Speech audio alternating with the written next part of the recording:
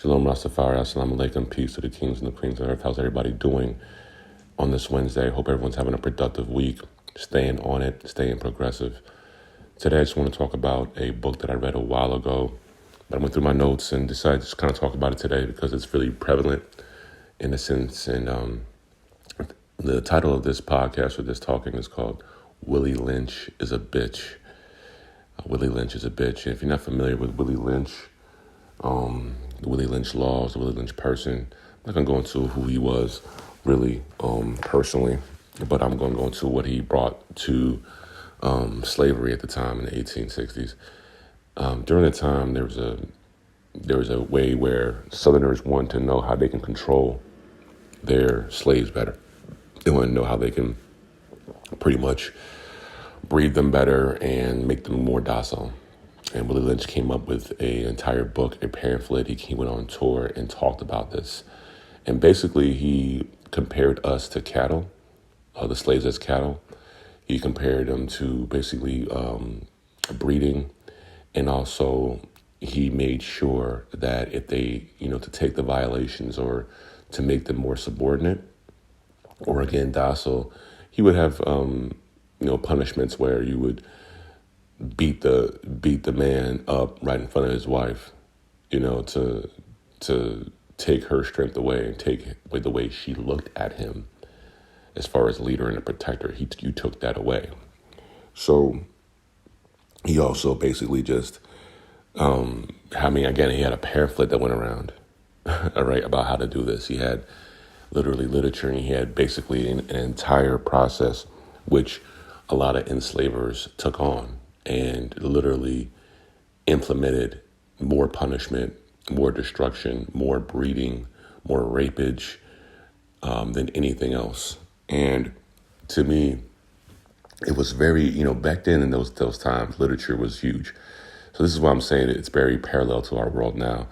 Literature back then and excerpts as far as if you were to write something that people really wanted to read, that was like the new post, right? Like that was like, the viral post going viral, because all of a sudden everybody would, listen to it. And then some people would believe it and support it, right? And that's how things are. And now he didn't do that because, how some people do hot takes, right? They say something outlandish and they know that they're going to get a lot of kickback on that. But ultimately the traffic toward their platform is increased. Willie Lynch did this because they literally thought they were superior. They thought we were animals. I mean, I'm reading so much literature that we were compared to apes, guineas, monkeys, and they really, orangutans, they literally thought that they were like the Garden of Eden came from Europe and this. It was really weird, right? Because that's exactly why they didn't want us to read. Okay, that's exactly the whole situation, why they didn't want us to really get into literature, because that didn't happen. The Garden of Eden is nowhere near Europe. We know what the Garden of Eden is. And regardless of that situation, it was almost impossible for y'all to actually believe that you were superior.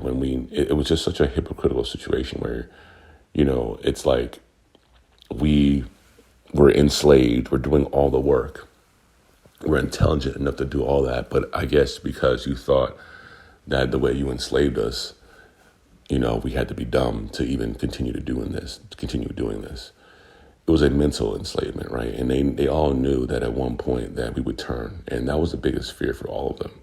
Constantly, there are constant people who in the South who had testified, enslavers who were living in fear the moment that we started standing up. I'm talking about the moment we just started talking back to them. The moment we just walked off. The moment, we're going to do, you kill me, I don't care. Fuck you. The moment they did that, because they understood inside what they had done. Even Thomas Jefferson said that. He was just like, I pray for my country for the atrocities that it's done. He knew slavery was wrong, but he knew we couldn't benefit without it. And a lot of people were like this. A lot of leaders were like this. They had slaves. They had people, even down to Abe Lincoln. He emancipated, but he still had servants around him. People who built the White House, people who did all that, they're all black. And so it was so funny how they were trying to treat us as cattle when we were clearly showing them right in front of their face the superiority. And as far as we started to read and look into things, we started really deciphering all their lies. And then by the 1900s, it's a time where it's time to fight back. And then they continue that chokehold. They still do to this day. You see the concepts, you see the things that are done political time. The war has not stopped. They will continue to try to put that chokehold on us through politics, through laws and things of that nature. They will do that, and they continue to do it. And they did it all the way up until, the Deep South has not really changed much. When you see a person in Texas taking away the curriculum and taking away funding for, people who want to really learn about their country, know about their history, or you see people like DeSantos in Florida taking, if someone feels uncomfortable about hearing something, they can literally just take it out the literature. It's literally wartime, and we have been behind the ball the entire time, but it's slowly closing down. And the Willie Lynch situation is still to this day, because you still have people who secretly will go out and have meetings talking about what we can do to get, our white power back. We're losing white babies. We need to get this country back, get this country back, make this country great again. That's when you hear that's the terminology now. They make this country great again, right? And that's why people who are neo-Nazis love specific people who are president candidates, because they have not given up on these Willie Lynch type of mentality. There's people who literally think that because the European race, which was mixed with a lot of people, came over enslaved, and that's like literally their history, and pummeled and colonized, that they are more superior still because of that, when it's clearly not the same. You can't even, I'm not going to go into who's better than who's not, right? It's not about that, but it's when you thought you were, right? As anybody else, as black men, we didn't think that. As brown people didn't think that either. Natives didn't think that either. They welcomed them because we saw a man. We didn't see this. We didn't see the difference of color until they, showed their hand. And but that by then it was too late. They didn't come over unprepared for battle, and they came over with the advantage. And so at this point, what we need to do now is continue the fight. I don't like when, some of us run away or move from states or, move toward things. I'm starting to get to that age where wherever the area is where I can help my people out, that's where I want to be, right? Like, you know what I mean? And even with the transitions that's happening with me that I'm keeping private, it's God in the work to me. It's God in the works, because at the end of the day, this is something where I need to be on the front line. I need to be there. I can't be on the side talking. I can't be doing even this platform, talking how I'm talking, and I'm just in a corner somewhere talking about it. Most of us got to get out and go see our people and go touch the land and really help out and really see these programs and really meet, interact, and show our support in that way. And to go to a place where the love is reciprocated, one, and two, where it is needed. And where I am and where I was for the past couple of years is not the place. And so, where I'm going is the place. And that's how I feel God has prepared me for that. And so I think that when it comes down to the conclusion that Willie Lynch is a bitch, because one, we have overcome so much as far as a black nation. Two, even the people who are not black, who are white, who knew that, the abolitionists who knew this was wrong, they've even fought back. But the fight needs to come to there's times where you just can't beat somebody, right? Oh, I just beat them. No, there's times you got to put your foot on their neck and fucking squash their throat slowly and put an end to everything. And we can't just beat them in politics. We have to really put an end to it in a way where it puts them in a corner that's impossible with money, finances, and racist shit is corny at this point. It's corny. The Karens and the Kens and even some of the black contingent who are, let's say, Republicans, and they're super, super duper Republican and they don't really care. They can't sit down and talk to me about nothing, because I'm going to put them in a corner. I'll put them in a corner. And I'm going to say one thing to them. How could you literally get paid or represent a leadership that clearly does not give a fuck about people like you or anybody who looks like you? That's all I got to say about that. DeSantos has black people on his, on his employee situation. Like, he hires them. And, he even, in even some of the black And I don't know if I told my best friend Steve last night, I said, "Don't they ain't black." Because, I mean, I'm going to say that way, that's my opinion.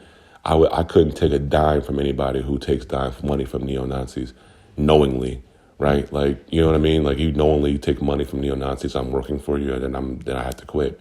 Just off principle alone, I'd rather go work at a gas station or fucking, be a bud tender somewhere or something like that than to fucking deal with that shit. So, more of the story is, man, we keep on rising, keep on being strong, the nations, and know that when you see these things, that these are still parallel. These concepts are still being put. Now it's not breeding and crossbreeding and cow like animalistic situations, but it has morphed into something that is more mental and political. And we have to fucking continue to when it goes from checkers to chess. We can't just keep on playing checkers. We gotta expand our mind and play that chess. So we need to continue to fight, continue to go on, no matter what, no matter even if our own ain't talking about it. Because that's the thing I've been dealing with a lot too. Is I've seen some people who, it was all this during the pandemic. It was all this when the world was involved in it. And then as soon as people come back to work, you ain't said shit in months, and we're still getting killed in the streets. So. It's people. That's why I do these things. For someone that's going to be listening to me, someone's going to hear this. Someone's going to get motivated by this. It will change someone's life. Somebody will be motivated by this. Some person will hear this. Maybe somebody will even learn something from this. But I will continue to take this time to do it. It doesn't take me long to do it anyway. And that's my little, addition or support that I can possibly have. Is to try to utilize my voice to a better way and change people's lives. So I can give a fuck about a hater. None of you motherfuckers who don't do shit, who don't even have a vision. You don't even have a drive. You're only, supporting something that is probably personal to you and makes you look better. But you ain't out here doing nothing. You're not here in the front line. A lot of, and I call a lot of people from specific communities. You'll go pick up mad money from the territories, but you could say you can give a fuck about a native. You're going to have karma come back and hit you in the head. And it won't be through what you think. It will be down the line, right? I did it from my heart. I don't do it because I needed something from them. I did it from the heart and the spirit. And I did it because these are my people. These are my cousins who are right there next to me getting colonized, raped, plumaged, and everything. You do it because you're getting paid. Big difference over here. Much love to y'all. Talk to y'all soon.